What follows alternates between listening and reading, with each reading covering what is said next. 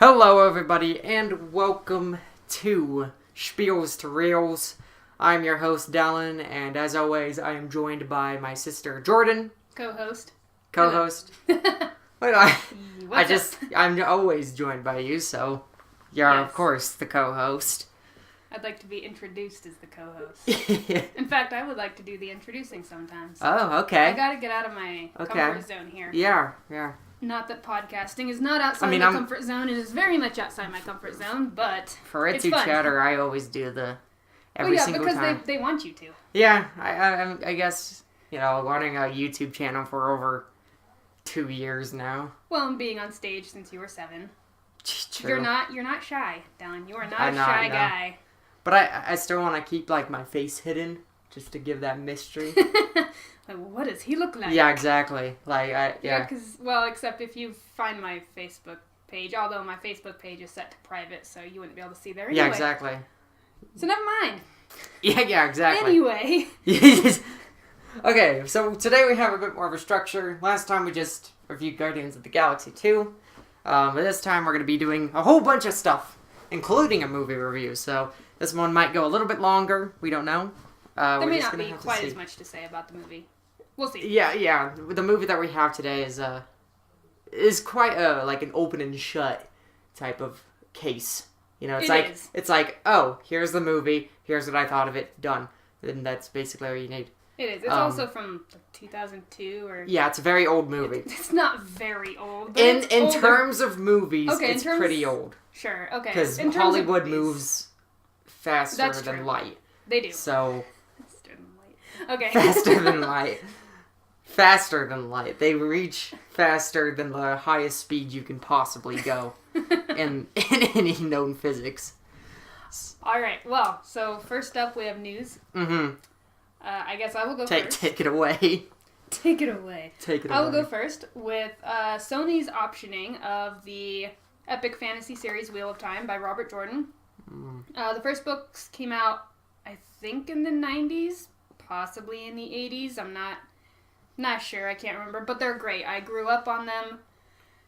There are 14 books, thousands of pages long in total, the whole series. Clearly not every book is thousands of pages long. That would be insane. It's not Tom Clancy here. It's like the size of a cinder block. It would be like the size of a cinder block. So anyway, I have a few thoughts about this. On the one hand, I am extremely excited because Game of Thrones has been huge, and I am not the biggest Game of Thrones fan by any means. I have so many problems in it. We can cover that. That's like an entire episode. I want to just say real quick. I've never seen Game of Thrones, but from what I hear, because one of my friends, Curtis, he watches Game of Thrones a lot, and just from listening to it, I'm like, dude, no offense, but that sounds like the boringest crap ever. Well, it is, and I mean... it doesn't sound like that entertaining. I'm sorry to any, Game of Thrones fans out there, but... To me, just hearing, maybe if I, watched or read the books, maybe then I'll be like, oh, okay, I kind of get it. But... Well, because our tastes are definitely different. They are. But my problem with Game of Thrones is that it's not even all of, the horrible treatment of women and the sexism and crap, which is rampant in there, even though this last TV series, or the last season on TV, was by far the best season. The women are freaking taking over, which for me is awesome, and I love it. The Cersei. Oh God, I don't know, not Cersei, no. But well, I mean, she's a pretty even though she's horrible, she's a pretty kick-ass villain. She's not though. She's just no? I don't even know. She never takes what she wants. She waits around and just. Waits until all her kids die, basically, and then, I am the queen now. Which you're going to be queen for, what, a week, lady? Because... Spoilers for Game of Thrones, by the way. Well, yeah, if you haven't seen the last season. Sorry, but it's been out for a while, so if you haven't seen it, you like it, I don't know why you haven't seen it yet, if you like watching it. If you don't like it, then you don't care, so... Maybe they were considering watching it, and then we just spoiled all of it. But maybe it's a good spoiler. Maybe they didn't like it because of where... It's been going, before this last season. Yeah. Anyway, so Dany's got her dragons and Sansa's, up there with Jon Snow, and then you've got, I can't remember her name, but oh my gosh, who is she? She's with her brother, the Greyjoy woman. Miss Woman? She's pretty cool too. They're just, the women are taking over. You've got the people down on those islands. I can't remember their names either. Again, I'm not a huge fan. But my biggest problem with Game of Thrones is just the predictability. And everyone always talks about how Game of Thrones is so unpredictable, but it's just like, start a storyline, bam, that person dies and that storyline's gone. Start another storyline, bam, those people die and that storyline's gone. And it's just over and over and over again, so redundant. That and the whole, winter's coming, but not for 6 books, so we can just sit back and chill out and have our petty, stupid little fights that we have. Anyway, again, that's another episode. That's a whole episode on its own. To get back to Wheel of Time, Game of Thrones. I'm extremely excited about this. However, I have reservations, particularly about Sony. They've never really blown me away with any movie that I've ever seen. Not that I can think of. Not even Skyfall? Okay, that didn't really blow you away? No, it didn't blow me away. It's James Bond. And I will admit, Daniel Craig's James Bond is the best James Bond. So far. Who knows, maybe, a different James Bond will come along and beat him out. Maybe, but he was pretty damn good. And I really enjoyed those more than I've enjoyed any of the other James Bond films, especially the last one. It was really good. You don't like Sean Connery? No, I like Sean Connery when he's old. Okay. She likes Dragonheart, Sean Connery. I do like I like League of Extraordinary Gentlemen, Sean Connery. Yeah. Or the Avengers, Sean Connery. The one with that. Not the Marvel Avengers, Sean Connery. Just the Avengers. If you don't know what that movie is, seriously, go look it up because it's one of the stupidest movies ever made. But it's hilarious.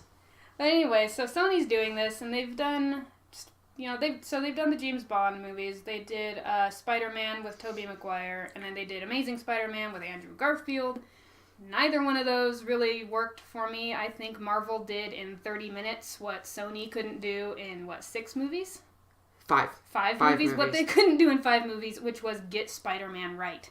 Mm-hmm. Well, trust me, there's going to be a lot more talk about Marvel later on in this news section. Oh, yes. Because I have something. Okay.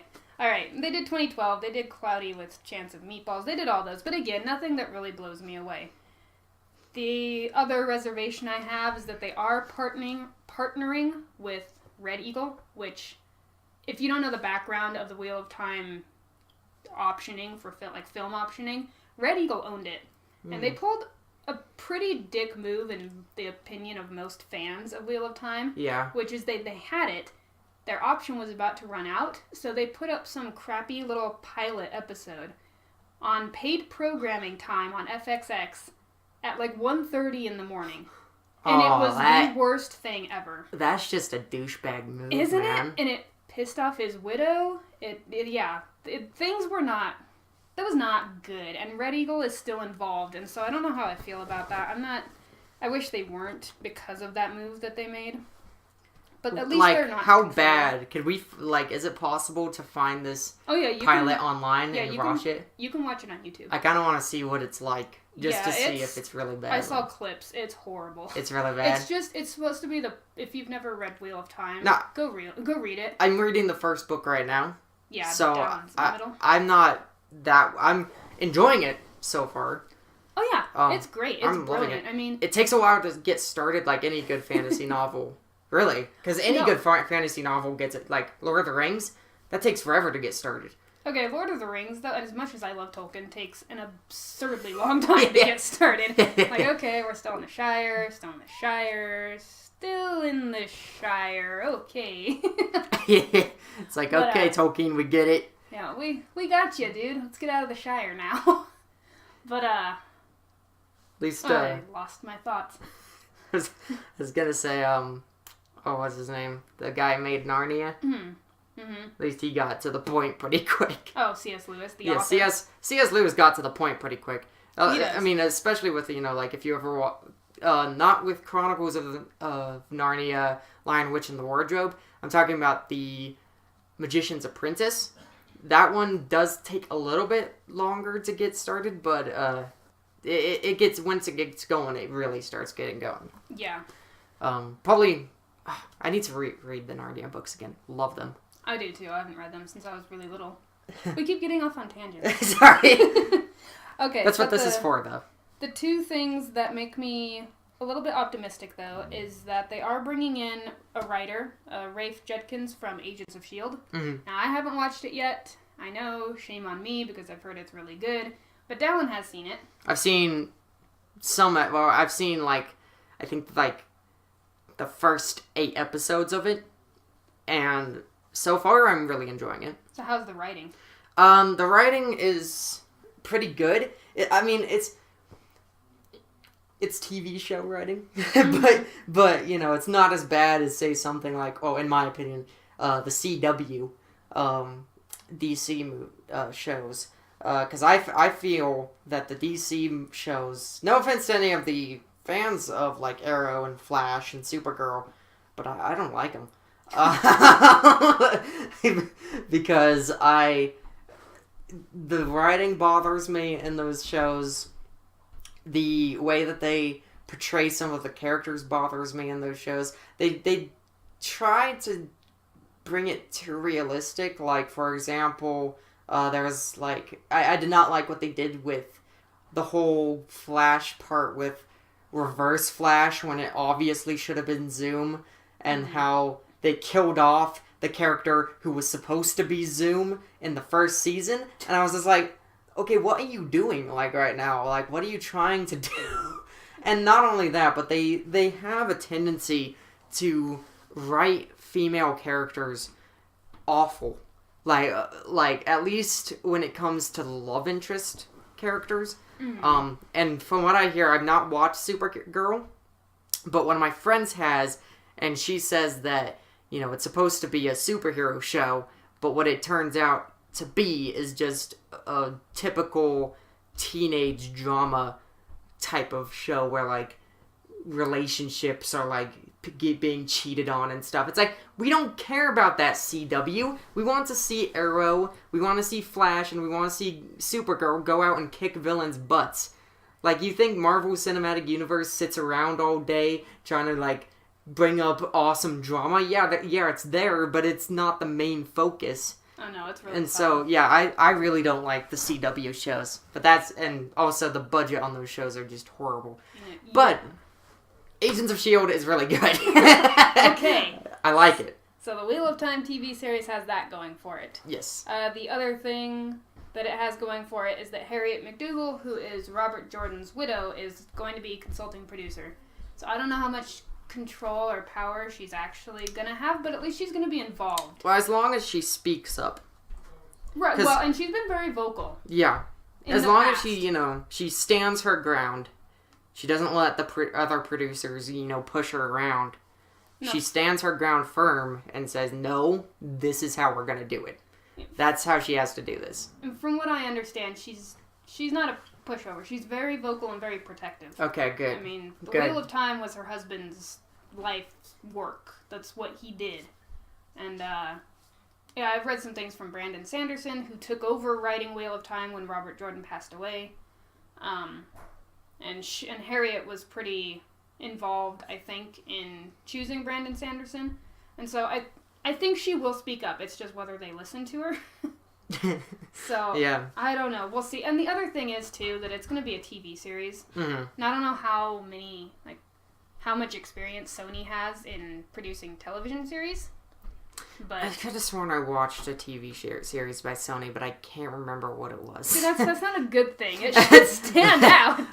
It should be good. Well, like, I'm sure if I remember it, then I'm like, oh yeah, it's that show that I really liked, because I think it was a show that I liked. I think. You're not making me feel any better. All I can say, Sony. I mean, as long as, you know, freaking Rand doesn't pull out his Sony cell phone in the middle of the movie. No, I have higher standards than that. Come on. Because, like, Amazing Spider-Man 2 was horrible with their Sony product placement. Oh, right, yeah. It's awful. What are you doing? Just, Sony, please, coming from a lifetime fan almost of Wheel of Time, Don't screw it up. Personally, I just wish Sony would just stick to video games, because that's what they're good at. Yeah, just, I don't know. Don't screw it up. It could be brilliant. It could be, the story is so much better than Game of Thrones. The characters are better. The magic system's better. The plot is better. I adore Matt. Do not screw this up for me if you are actually going to do this. I will come after you with the vengeance of hell. And if you mess this up, I will be pissed. I'll tell you right now, when cast information leaks about this show, we're going to be all over that. Oh, I will be all over it. We are going to be all over that, so I will. Look forward to that. Yeah. All right, next up in news. Okay, well, my thing is going to be a little bit of a tangent too, but that's okay. That's okay. Yeah. So, apparently, well, Fox. Ooh, Fox. What, 21st Century Oh, Fox? yeah. Okay. No, not you. Fox is going to be bringing back Mystique for the Dark Phoenix movie. Wait, what? Yeah. So get this. Oh, they're going to try and tackle one of the most complicated storylines in the entire Marvel comic book universe. This plotline of the Phoenix and Jean Grey is one of the most complicated things ever. It spans for over 100 issues, I think. Oh my goodness. Okay?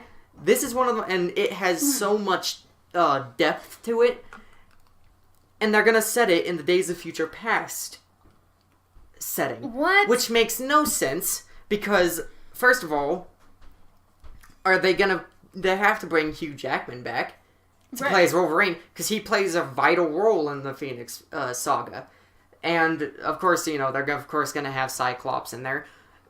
But I'm going to tell you right now, Jennifer Lawrence, she doesn't want to be Mystique. She's told you guys multiple times that she does not want to come back as Mystique. Because she didn't like playing that character. Wait, she signed on for this movie? Or? No, I don't know. Okay. But I don't know who they're going to get to play Mystique. And so, this is going to be kind of a good opportunity to talk about what I think of the Fox thing as a whole. Okay, hold on. Before you say that, just breathe into a bag, Dallan. Get a bag. Just knowing, on the one hand, I can see the appeal of wanting to go with the Days of Future Past cast? Yeah. I can see the appeal of that just in the sense that they are younger. And, no, let me finish. They're younger, and so, if they want to make more movies with that same cast, they can, and they're not going to get too old too fast. On the other hand, just knowing nothing about the story at all. I watched the cartoons when I was a kid. I remember very little about it. The Phoenix, yeah. I do remember that happening. Yeah. I mean, in the cartoon.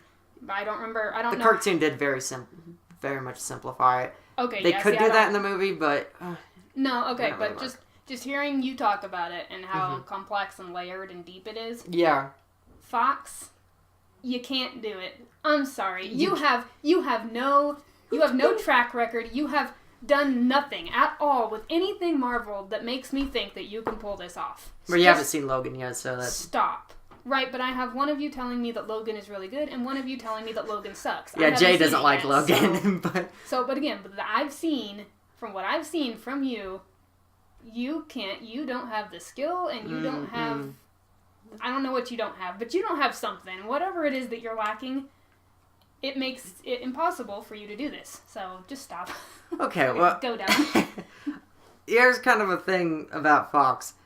I like the first 3 movies that they did of the X-Men. I know that the third movie was almost universally hated by a lot of people, but I actually quite liked it. I thought it was really good, and I thought the message of it, there's some things that you just don't need, they found a cure for the mutant gene, and they're gonna, distribute it to all the mutants. And it kind of, Sorry, it's just something popped into my head. Yeah? I think one of the problems with Fox, 21st Century Fox, is that they play their cards too quickly. They have the same problem that DC does. They don't build up to anything. They just, bam, let's hit you with this, because it's cool and awesome. Yeah. And they don't take the time to build it up and give it a foundation. So yeah, Apocalypse was definitely a great example of that happening. That was a horrible movie. You've seen Apocalypse? I watched it in theaters. It was horrible. You did? You went to go see it in theaters? Yeah, I went to go see it at the $3. Why? Because Ryan wanted to go see it. So I didn't see it. I saw it until it came out in DVD. It was awful. It was pretty bad. Now, I liked the first 3. I thought X-Men Wolverine Origins was, okay. See, and that's my favorite one. The Wolverine where he goes to Japan was, like, mediocre, I think. I've never seen that one. I thought you have. No? I've seen the original, Wolverine Origins, and that was my favorite Fox 21st Century X-Men movie. Okay. Because it had Gambit. Okay. Well, then you have Days of Future Past, which I thought was good. Okay, no, that one's, I like that one. I like that one. That one ties for my favorite. I like that one, too, a lot. Now, you bring in Deadpool, and I actually like Deadpool. I thought that it was a great representation of the character, but Fox, the problem that I had with Deadpool was that Fox was like, oh no, this won't work. This will never be successful. It will be too silly. One of the highest grossing R-rated films ever. Like, Fox, you really messed up on that one. And you gave that movie a 0 budget.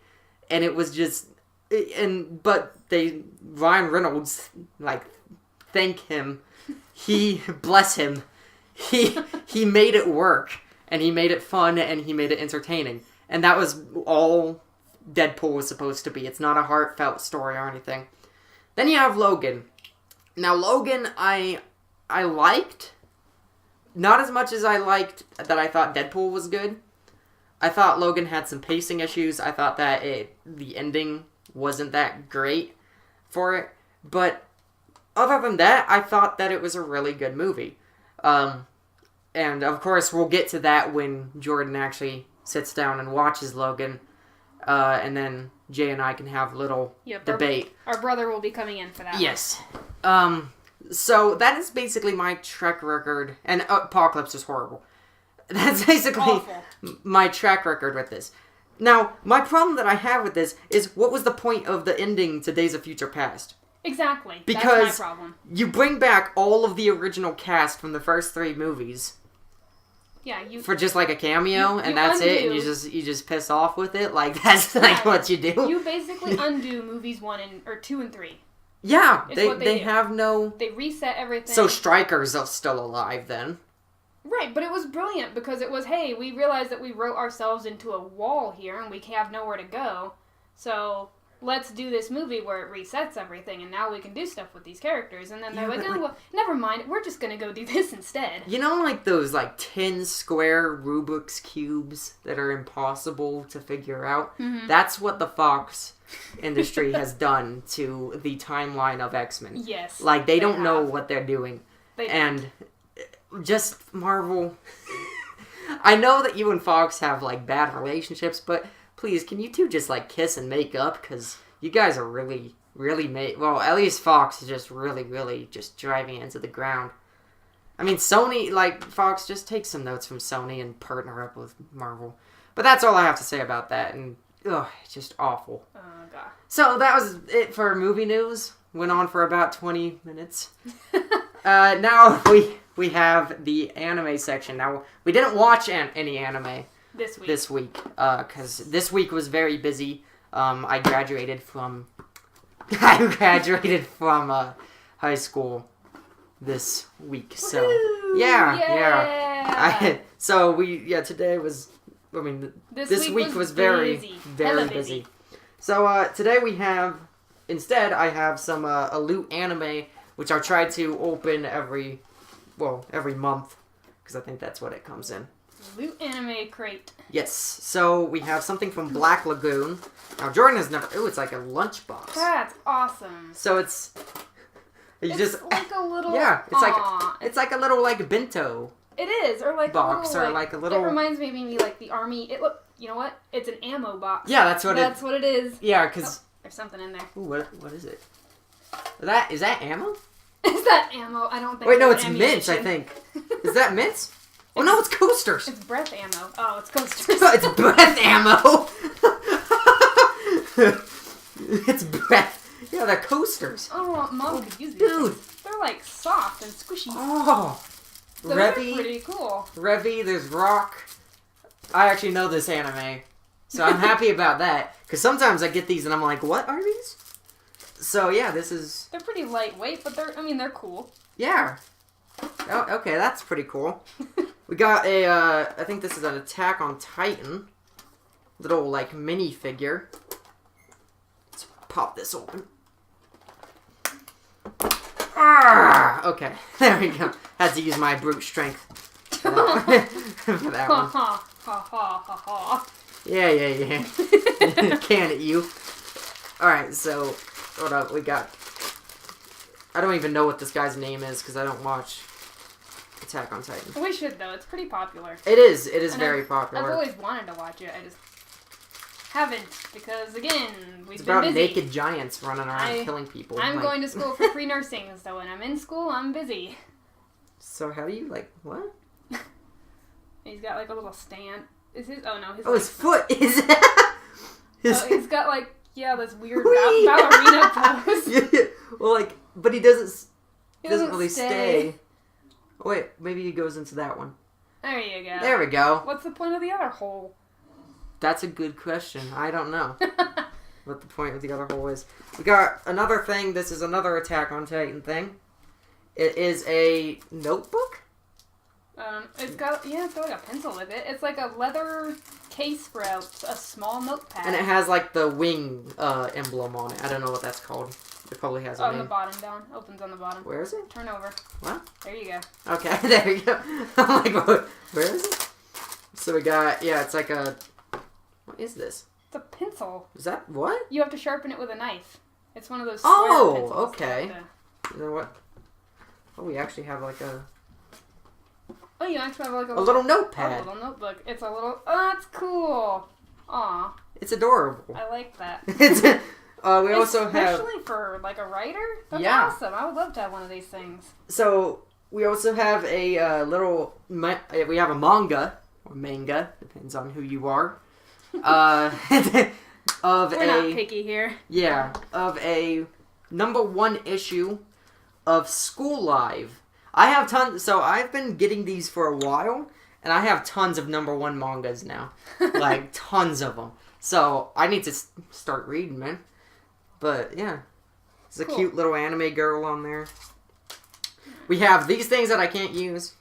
Oh, the freaking little iPhone... Yeah, because I don't have an iPhone. Bling. I have a Samsung. Things? What are they called? They're like, phone charms. There you go. Then we have a poster. Let's see what's on the poster. Ooh, it's like a girl with purple hair, which is actually very common in these posters, I've noticed. That Loot Anime sends me. We're not sponsored by Loot Crate or Loot Anime, by the way. No, Dallan just subscribes. Yep, and so I just like to share with you what we have. Loot Crate, you want to sponsor us? Yeah, we'd be totally open. Okay, so it's like a girl with purple hair that's like battling a demon of some sort. Don't know what it's from. Let's see here. So I guess the theme this time was like giant monsters or something.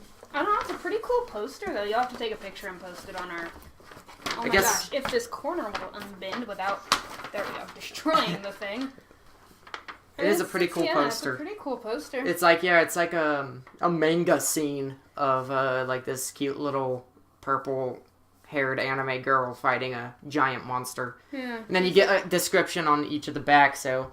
You got, like, Levi, that's his name. Exclusive... Black Lagoon coaster set, pouch and notepad set. Nice. So yeah, that's what's on the Loot Anime. Pretty cool stuff. For today. That was pretty good. I am actually... Sometimes I get stuff that I have no idea what they're from. Like, for example, I got this one thing on the last Loot Anime that I got, which is like this little guy, and he was hooked to an ice cream cone type thing. I'm like, what is this? Like, and it's a keychain, and I'm like, I have no idea who this is. So, yeah, sometimes it's a complete, crapshoot with what you get. But that's what makes them fun. You get really cool stuff, and then you get, stuff random that's things. Like, Well, and sometimes you'll get stuff that might introduce you to something. Yeah, exactly. Well, like Black Lagoon, I bet you've never heard of that series before. I haven't. It's like, it's kind of like a gangster type anime. Interesting. It's like, they're pirates or whatever, but I think they steal from other pirates or something like that. Nice. So yeah, they're like modern day pirates.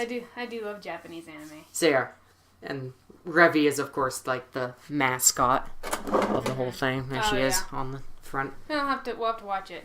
Yeah, definitely. No, you got some cool stuff. Yeah, I'm actually pretty proud of that. I might steal your notepad. Okay. No, I'm joking. If you want, like, no, go ahead. It's I'm very totally generous. Yours. I'm very generous. Dallan is very generous.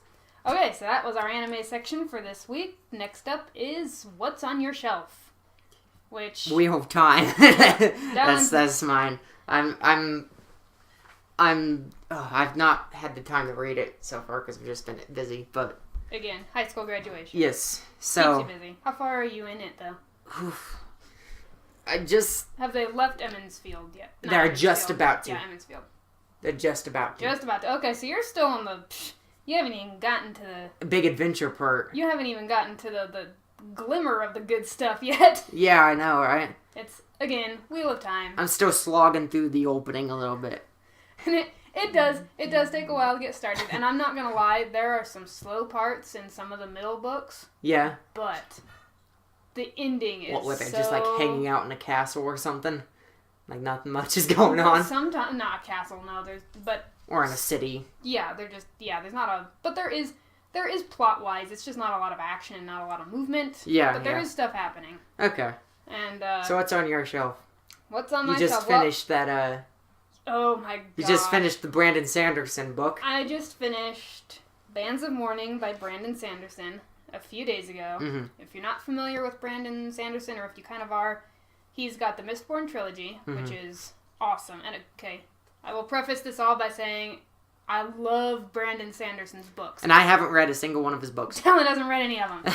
Which is driving me nuts because I want to talk to him about them, but he wants to read them, so I can't talk about them because I'll spoil the crap out of them. Would it be a good idea to read one Wheel of Time book and, like, alternate? So, like, one Wheel of Time, then Mistborn, one Wheel of Time, Mistborn. It depends on how well you keep plots straight in your I'm pretty good at that. Because the Mistborn trilogy doesn't get all that complex, but Wheel of Time does. Because remember, I tell you, every time that we started Naruto after taking, like, a month's break, I have to tell you what happened. Right, because I forget. I'm like, where are we again? I'm like, yeah, we're in this one place where Naruto has to fight this one guy, and right. Because he's got the ancient demon inside of him, and it's a great series. It's just we do take a lot very of long hiatuses.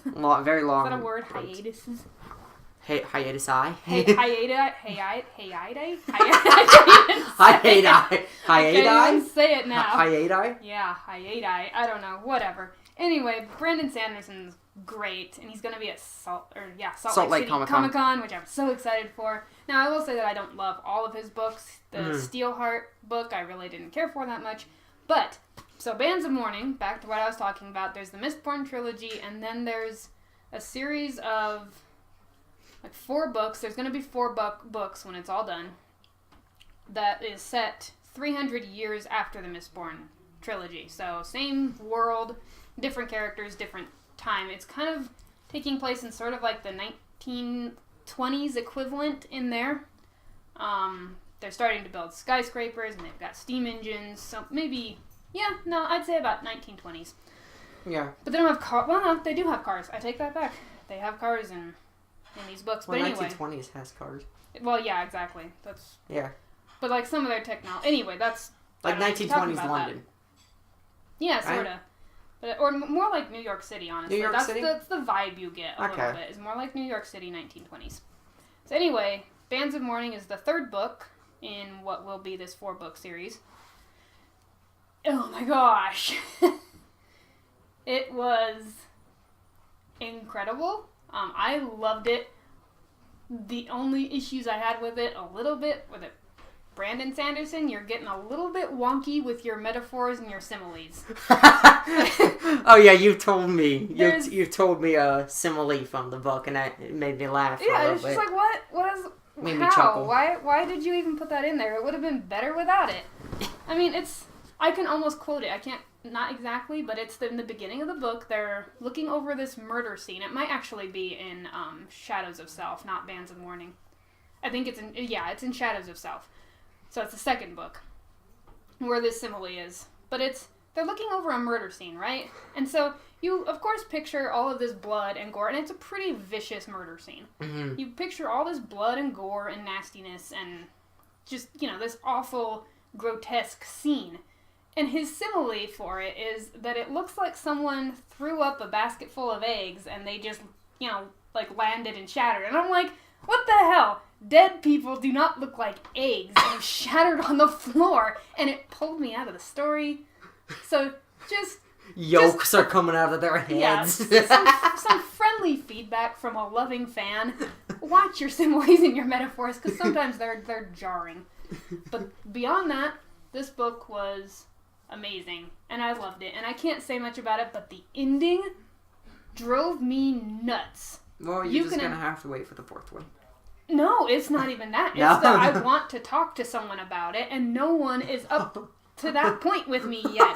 Ryan's rereading Wheel of Time, so he's not reading that. You're reading Wheel of Time. Mom's on Mistborn. The first one. I can't talk about this ending, and it's driving me up the wall. You seriously should have seen me. I was jumping around. Oh, yeah, she was.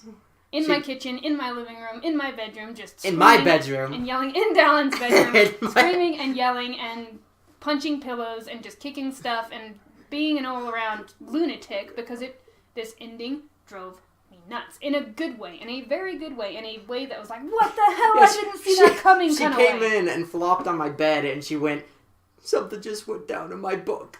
And I'm like, okay. It's like, and I can't talk about it. That's what she did. I'm like, it's one of the worst things in the world when something amazing happens. You okay there, Jordan? And something that just blows your mind and you can't even talk about it. And I will say that I knew something was off. And again, I can't say why, but if you've read the book, then you're probably going to know what I'm talking about. Something wasn't what they assumed it was going to be. Big plot twist. It's a huge plot twist. This is what the ending is all about, is this plot twist right here.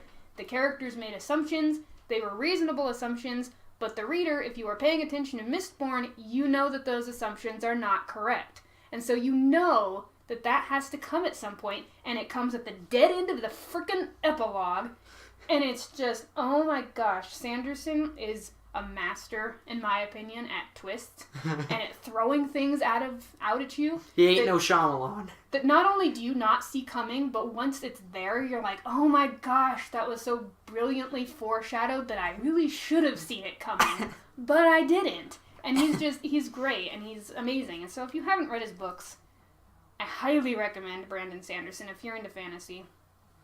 Even if you're not into fantasy, go read them anyway. They're so good. So I finished that one, and I started Thrawn by Timothy Zahn. Star Wars Thrawn. Zahn, yep, Star Wars. It's a Star Wars novel. I'm only a couple chapters in. It's good so far. The story's compelling. I like Thrawn's character. I liked him in Rebels, what I've seen of it. He's really cool in Rebels. He's an extremely good villain, I think. And he's very interesting. And that is carrying over fairly well in the book. Now, what I don't like about it is that again, and coming from Bands of Mourning and going into Thrawn was maybe not the best move on my part, because Brandon Sanderson is a master at deep third-person POV. Which is basically, if you don't know what that means, it's a writer term for when you get, it's deep into the character's mind and their perspective. And you're not narrating so much as you are telling things from that character's perspective. So you hear their thoughts. Mm-hmm. It's stuff like that. It's how they perceive the world.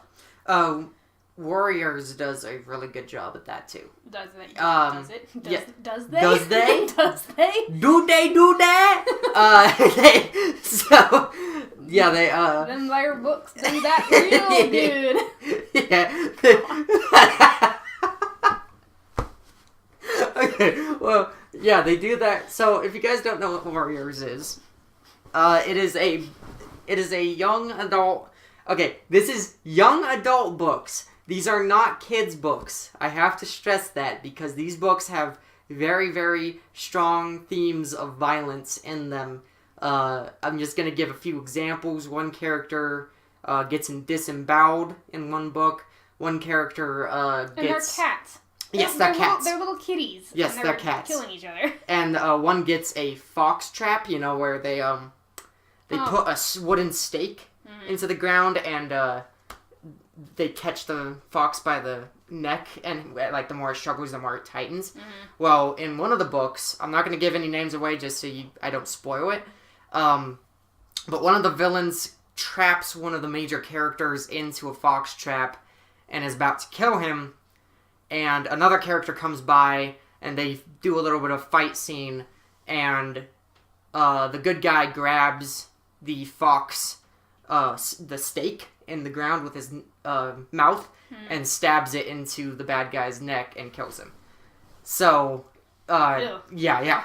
And they describe him gurgling and twitching on the ground before dying.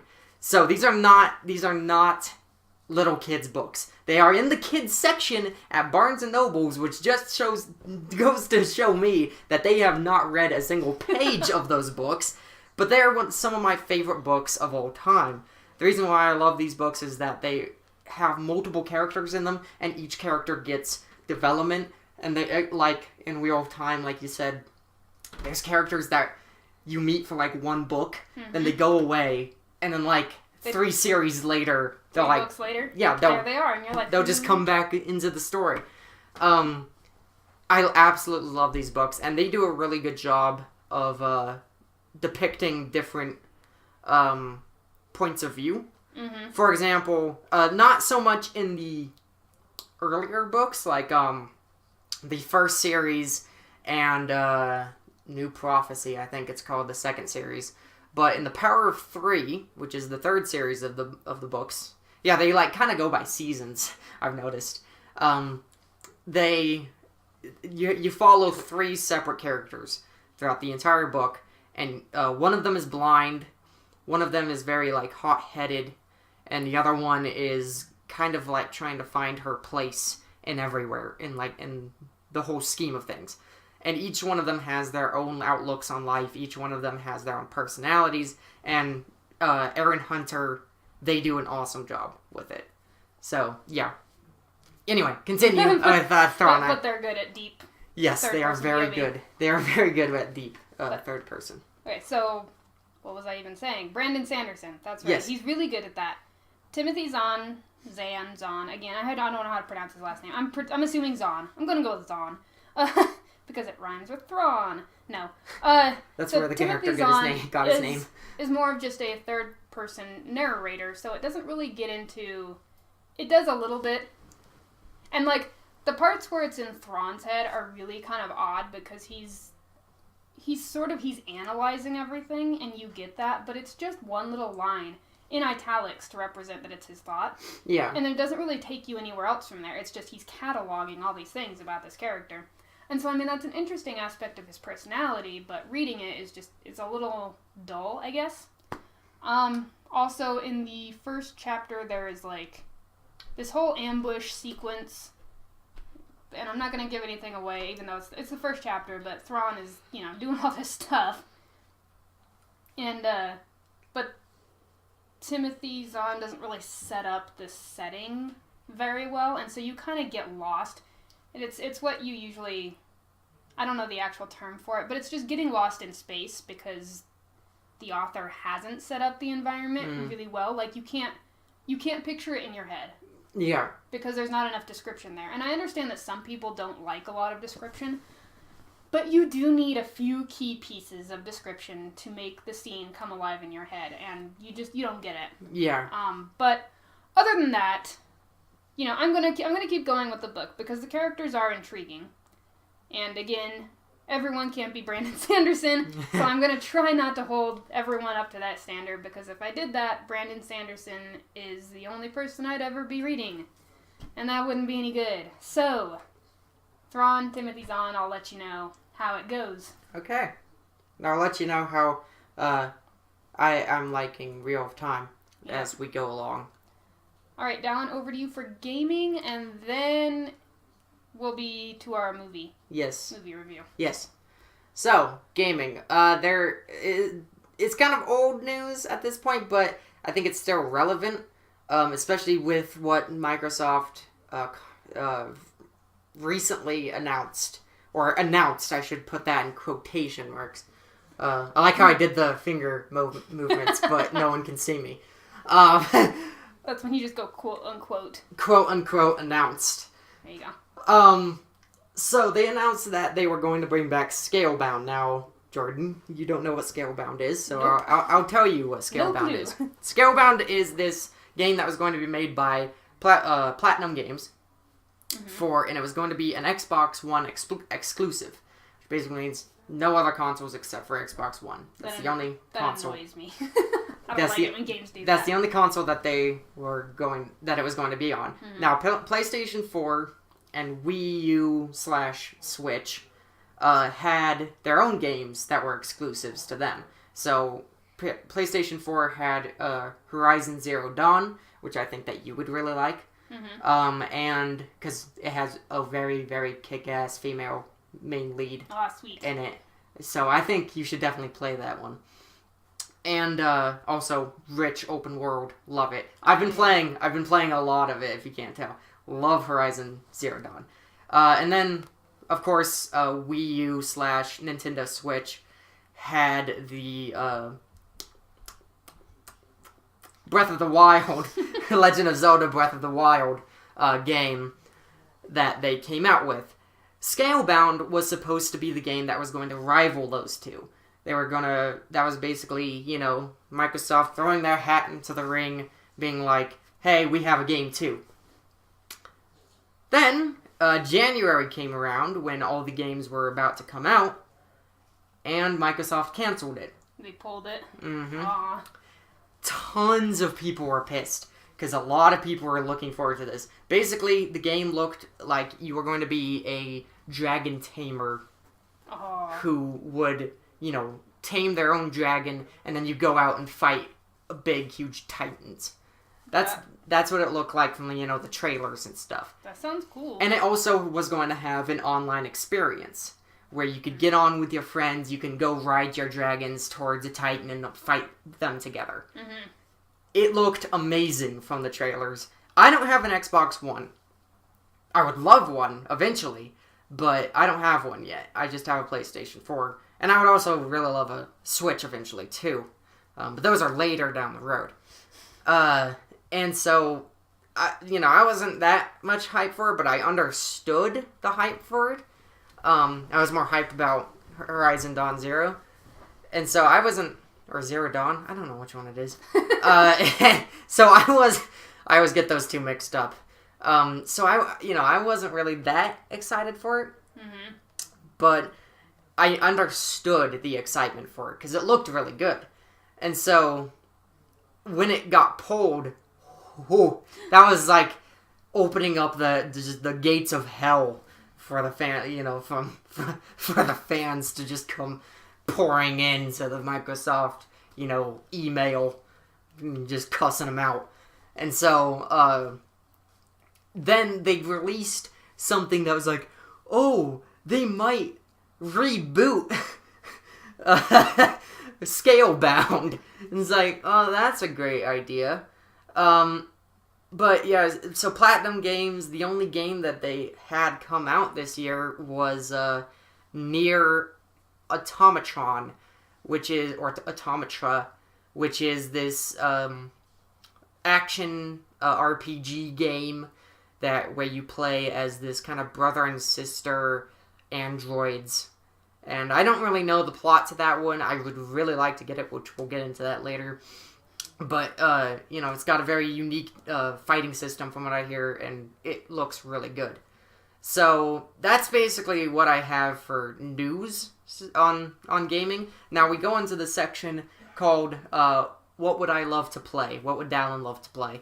I would love to play Nier Automata, because that game looks really good from what I've seen from all the screenshots and everything like that. A lot of people got excited for The Last Guardian, while I got excited for Nier Automata, because I'm like, that looks like my type of game. And from what I can see, it looks really good. It came out earlier this month, and I still haven't picked it up yet, so I really want that one. And then the next one that I really want to play is Night in the Woods. It's an indie game. I've only seen a few trailers for it and screenshots, and I've seen multiple famous YouTubers, play through it. But it's basically about you play as this little cat named May, and she apparently finds out this big secret about the small town that she lives in. And it's up to her and her friends to basically save it. Save the town. So that's all all the information I have on it. It looks really interesting. I've heard that it has a great soundtrack, great visuals, and from what I've seen from the screenshots, it looks like it's beautiful. Very interesting style and artistic style. So yeah, I'm definitely going to try and look into that. I think it's very cheap on Steam. So yeah, that's it for gaming. All right.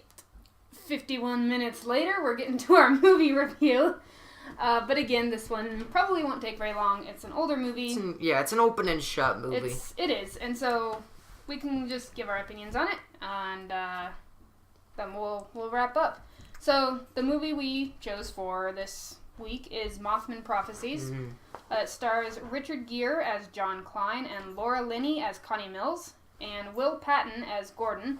The director is Mark Pellington, and it's from Lakeshore Entertainment Studios. So this movie's always been... I'm not going to say, I love it and it's one of my favorites, but it's always been a movie that I've enjoyed ever since I first watched it. It's one of the few... I don't know, I don't generally like monster movies, but I think this one just does suspense very well. Now, it only got a 6.5 out of 10 on IMDb and a 52% on Rotten Tomatoes, which doesn't sound all that great, but in my opinion, it's underrated. 52% on the critics' side or on the audience? Audience? What did critics was lower, I think. Whew. Critics are asshats. Okay, that is true. That is true. They go see movies and they're like, well, I can't say anything nice about this, or I'm not going to be a critic, so I've got to find something to bitch about. Yeah. Now, we don't consider ourselves critics. No, I'm not a critic. I'm just a movie lover. We're movie lovers who just like to talk about movies. Right. Now, I watched it for my first time, last week. What did I think about it? I really liked it. Mm-hmm. I thought it was suspenseful. I thought the acting was awesome. I mean, Richard Gere does an amazing job, even though I've seen one of his other films where didn't do so good. Wasn't so hot. You guys probably know that. I don't remember. I can't quite place the name, but it has a review on this other YouTube channel called yourmoviesucks.org. He did a review of it, and oh my goodness, that movie, I don't even know what was going on in it. But it looked... I'm definitely going to have to pick that movie up or something, because I need to watch it for myself. But, yeah, he did a really good job. I thought the writing in it was amazing. It is. There's a few awkward lines. A few. That kind of jar you and jostle you out of the movie, and it's like, why did you say it that way? And most of those, though, I noticed come at the beginning of the movie. Yeah. As it nears towards the end of the movie, it gets better and better. Either that, or you just start accepting those type of lines as the norm, and you don't notice them as much. I'm not really sure. It is an early 2000s. Early 2000s movie. Now, early 2000s movie, they kind of fall into some of the obscure ones, like Dragonfly. Like how many people know about Dragonfly? But Dragonfly is a great one, and it's another one we should do. I haven't seen it. It's another suspenseful one that I really, really enjoy, and I think it's really good. Yeah. So this is the non-spoiler review, by the way. We're going to get into spoilers later. So overall, I mean, there's not much to spoil about this movie, though. There really isn't. It's based off of a book. True events, yeah, books that... It's a novel, A book that was written about a true event that happened in Point Pleasant, West Virginia? West Virginia. Point Pleasant, West Virginia. On a certain bridge. If you guys know the Mothman myth, or legend, I should say, because it's not been disproven yet, you guys probably know what happened on the bridge in... on the Ohio River. Yes, on the Ohio River. You guys probably know what happened. And if you don't, go read up on it. Definitely. If you like that kind of stuff, if you like that sort of urban legendy, cryptid type thing. Right. If you like that, it makes for interesting reading. Yeah, if you're into the Sasquatch or the Chupacabra, definitely go check that out. Yeah. It's probably one of the most compelling ones out of all of them. It's the one that has the most proof to it. Yeah, and it's the one that honestly is maybe even the most believable, the most plausible. Yeah. I could see how, I could see this. Like, I mean, there's some cryptids out there that I can definitely see existing. For example, like the Chupacabra, I could see that actually existing. Right. Just not the alien form of it, like the alien with the spikes on his back. I'm talking about more like the hairless dog, with with fangs that sucks the blood of goats. I can actually see that existing because there's lots of things that we still don't know about our own world. Sasquatch, I'm a little bit more iffy on. Well, because people have been looking for Sasquatch since forever. And there's still no proof of it. Right, well, there's no proof that can't be... No proof that's out of question. Yeah, there's pictures. There's pictures, but there's pictures of the Loch Ness Monster, That actually turned out to just be plywood. Right, and there's fuzzy images, and there's, footprints that someone could have just made up, and... So, yeah, and Mothman, it seems like that is the most believable, honestly. Right. So, yeah, I thought it was a very good movie. I'm going to give it a 4 moth wings out of 5. 4 moth wings out of 5. 4 moth wings out of 5. I'm gonna stick with that. 4 moth wings out of 5. Again, it's 4 phone calls out of 5. Yeah, 4. 4 scary phone calls out of 5. Yeah, terrifyingly. Just terrifying phone calls out of 5. If you've seen the movie, you know what we're talking about. If not, go watch it. I definitely give it higher than a 52%. 4 number 37s out of 5. So I'm getting closer and closer. So now we're gonna get into the spoilers. Okay.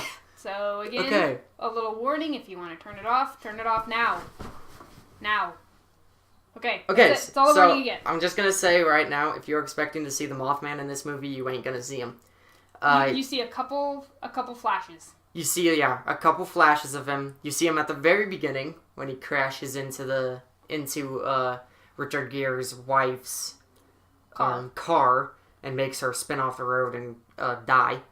Well, that didn't cause her to die. It was the tumor in her head that caused her to die, which was also implanted by the Mothman, wasn't it? You don't know.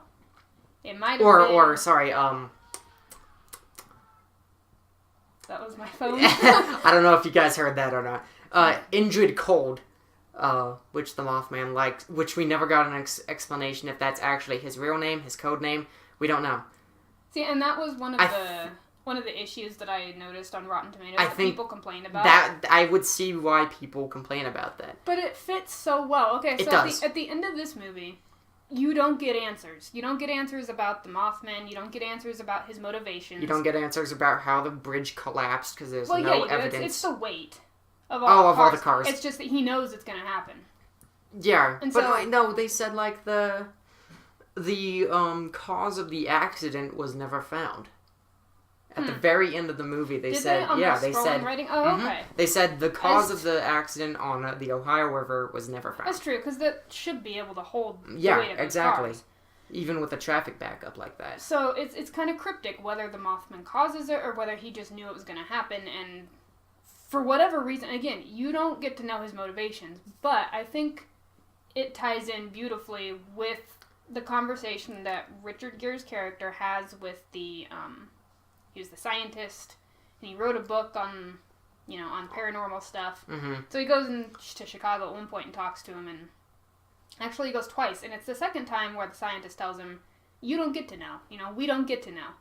And so I think the ending just paralleled that beautifully, and I think it's something that a lot of people overlook. Yeah, basically the ending, it kind of foreshadows it in the middle of the movie. So there's this, is our name Connie? Connie, yeah. Connie, she's this policewoman in the little town. I think she's either the sheriff or the police chief. Yeah. Can't remember which. So she has had a dream where she's floating in the water with a whole bunch of presents all around her, and then she starts sinking, and she hears a voice in her head that says, "Wake up, number 37." Now, in the end, it's revealed that 36 people died on the Ohio River when that accident happened. 36 people died. She was supposed to be the 37th, but Richard Gere saved her. Right, by being where he really wasn't supposed to be. And at the very end, they realize this. It pans out. It goes to black. Credits roll. That's all you get for the ending. That's it. Now, I will admit, the reason why it doesn't get, it doesn't get, a perfect rating for me is because, of course, the writing. And I think they could have shown the Mothman one more time when the bridge was collapsing.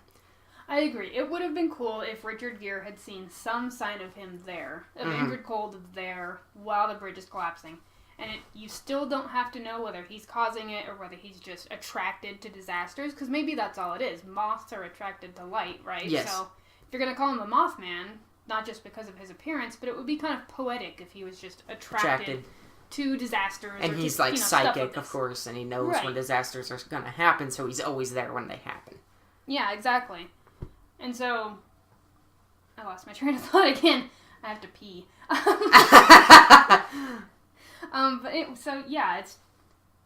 it's a good movie. It's not great. It's a good movie. It's a good, fun movie. If you want to sit in the dark and freak yourself out, this will do it to you. This will do it to you. If you want to go out for a walk at night afterwards, you're going to be a little freaked out and looking around. And looking up at the sky constantly. I wonder where Ingrid Cold is. Okay, now one of my absolute... Sorry, go ahead. I was going to say, I'm just going to list off all the mysteries that were unanswered in this movie. Okay, go for it. Okay, so first of all, how does... Okay, so obviously these Mothmen have been around for millions of years, probably since the beginning of time, because they were written on cave drawings. So, is Ingrid Cold immortal, or are there more of them than just Ingrid Cold? Secondly, there is obviously there has to be more of them, or Ingrid Cold can be in all these places at once. Right. Or maybe that's just what all the Mothmen call themselves. Maybe that's their group name.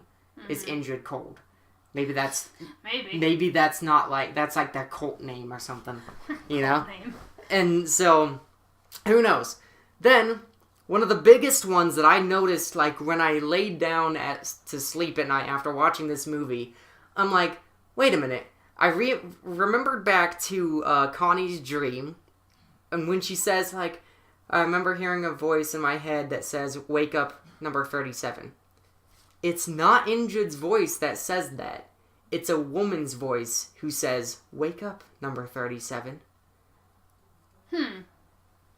So maybe, because one of our running theories was that Ingrid Cold, so at the end of the movie, Ingrid Cold lures John back to his hometown. I think it's DC. He's from DC. Yeah. By promising him a phone call from his dead wife. Mm-hmm. Now, John has the choice to either take that phone call or to walk away and go back to Point Pleasant and be with Connie at Christmas. Because it's been 2 years since his wife's passed away. Yes. And so, he makes the choice, and Connie calls him and talks to him before he's supposed to get the phone call, and then when the phone call comes, he makes the decision to walk away. Now, he even rips the phone out of the wall because it won't stop ringing, but the phone keeps ringing, which is, creepy and cool. But when he walks out his door, the phone stops ringing, and the portrait of his wife that's up on a mantle... Or no, I guess it's the one he carries with him. Yeah, because he left it on the ground. Yeah, so you can see, like, this red sort of... the Mothman symbol. Yeah, that's shaped like the Mothman in her eyes.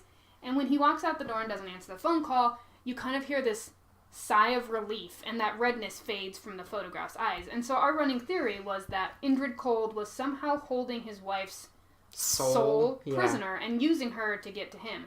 But again, his motivations and why he was doing that, you have no idea. It doesn't tell you. Like, maybe there was a chance that Richard Gere's character could have become a Mothman.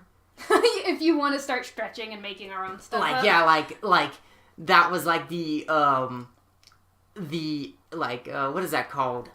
Like the initiation. Yeah, initiation into becoming a Mothman. Like if you took the phone call. Like she will disclose something that will make you all knowing, and so now you're like kind of like equivalent to a god, and the Mothmen are like equivalents to gods now, and they're all knowing, and they're psychic, and they know everything about anything at any time.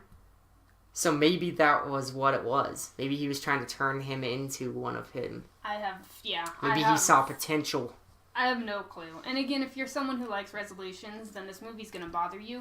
If you can see if you can see how it parallels the conversations he has with the scientist and the thing that I like too about it is that even though the characters are, obviously fictional, and the story is fictional, the event at the end is real, and the sightings of the Mothman are documented sightings, sightings that people claim they saw. And I was surprised to not see him at the bridge because that was where the most documented sightings of him came from. There's even a photograph of him like being perched on top of the bridge so before it got before it collapsed. But again, one of the things I like about this movie is that in not giving you answers and in not giving you a resolution, it doesn't attempt to rewrite what happened. It gives you the event and what happened and all the sightings around it, but it doesn't give you any answers. And so what that does for me is it makes me want to know more about the Mothman and about what happened in Point Pleasant. It makes you curious, or it makes me curious anyway, to start looking into the real actual events, as opposed to taking this story as, oh, well, that's what happened and that's why they do what they do. And I think that's the pitfall that a lot of movies based on a true story. Yeah, based on true story. This wasn't actually based on a true story. On the cover, it says based on a true event. That's what I said, based on true events. But just anything based on true events or anything based on a real story, usually it falls into the trap of, we're going to try to wrap it up nicely for you. But reality doesn't work like that. And so I like that this movie didn't wrap up everything. Yeah. The other mystery that went unsolved was, why did he kill that one dude? Why did Indrid Cold kill, what's his face? Gordon. I don't know. Why did he? Because Gordon was kind of his messenger for a long time. Gordon was chosen too, because Indrid Cold was already messing with him before John Klein ever arrived in Point Pleasant. Yeah, and obviously the Mothman has some way of changing his form. Right. And his voice. And because Gordon says that he keeps on hearing John, or Richard Gere's character, knocking on his door. Yep, asking to use the phone. And so when Richard Gere actually does show up, Gordon grabs him and holds him at gunpoint. Yeah, played by Will Patton, completely freaks out and shoves him in his bathtub and holds him at gunpoint until Connie gets there. And so yeah, I like the movie. I personally like the movie. I like that it kind of makes you draw your own conclusions. I do too, because I like that the characters don't get their answers, and so neither do you. The people who, and so the real life people who actually did see this stuff, they don't have answers either, and neither do you. And that's, I don't know, it makes sense to me. I'm gonna kind of branch off a little bit, but that's one of the reasons why, and we're gonna get into this in the next episode of this, which is our top 5 favorite movies. If I can narrow it down. Now, I'm just going to tell you right now, Interstellar is my top favorite movie of all time. The reason for that being is the ending. Murph? Mm-hmm, Murph goes missing at the very end of the movie. No one knows where she went. All they know is that she took a ship and just, like, got out of there. Or they don't know exactly where she is. And at the very end, Matthew McConaughey says, okay, I'm going to go find her. He steals a ship and goes out to try and find Murph. And that's the end of the movie. Wait, no, he's not going after Murphy. He's going after Anne Hathaway's character. Oh, no, yeah, that's right, Because he left her looking for a planet. Yeah, that's right, sorry. And she found one. Yeah, sorry. My bad. Wrong sorry. Anne Hathaway's character. You just got the wrong name. Yeah. But yeah, and you don't know if he found her or not. No. You don't know if she lived, if he lived, if both of them just died out there. You don't know. And honestly, I like movies with obscure endings like that. Though, admittedly, at the very end of Mothman Prophecy, I was just sitting there and I was like, no. You were a little upset. Yeah, I was a little upset that was how it ended. But after thinking about it for a little while, I can't think of any other ending to put to it. No, it just makes sense. And I like open endings when it makes sense and when they work. And in this case, they work. It works. And I really want, like, with me being, I really want to go into, making my own shows. Both of us do. Right. I really want to make a story like that, where not all answers, where you don't get all the answers. In fact, I'm working on one right now, where you just don't get all the answers to everything. So, yeah, that's our review of Mothman Prophecy, basically. Yep. We both liked it. It's a very underrated movie, in our opinion. It is. And it's good. It's a good fun movie. It's a good thriller. Yeah. It's a good thriller. Yeah, it's good suspense. It's not so much thriller. It's suspense. Yeah. It's very slow. It's very slow. But when stuff does happen, it happens, and you're like, and those injured cold scenes on the phone are some of the best scenes in the whole movie. That is my favorite scene in the whole movie. When Richard Gere's talking to injured Cold on the phone for the first time, and he's like asking him, where he put his shoe.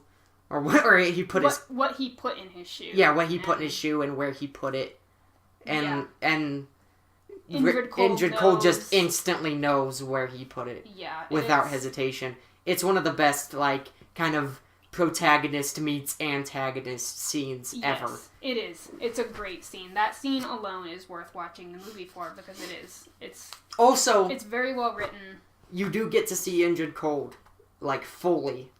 For a split second. For a split second in the entire movie. I'm not going to tell you where it is, but you can see him for just a split second. He's really ugly. He is extremely ugly. I think he's cool looking. That's me. Well, he's a big, huge moth. Yeah, basically. That's why he's called the Mothman. But anyway, yes. Underrated movie? Underrated movie. Underrated movie of all time. And recommended if you want a good nighttime, turn off all the lights and freak yourself out a little bit. And stay up till 5 o'clock in the morning. Right. You have to... Now, I think I kind of spoiled this experience for myself because I watched it with people around. I think I would have loved it even more if I was in a dark room by myself. Because the first time you watch it is freaky. Mm-hmm. So. Okay, so, yeah. So, that basically wraps up our... Second episode. I've been doing Where To Chowder Did. I want to say fifth, but no, I'm not there yet. Second episode of Spiels to Reels. Yes. So, we should have our graphic out today, shouldn't we? We'll have our graphic out for this episode, yes. We're going to be doing that this weekend. See how many fandom things you can find. Well, there's not that many yet. There's not that many yet, but go ahead and see how many we'll be adding. Things you can find. Yes. Yeah, we'll be adding. And also, which one of us is which. Yeah. You probably probably already know. You probably already know. You can probably figure that out pretty quick. Yeah. Anyway. All right. Signing off? Yeah, signing off. See ya. Bye.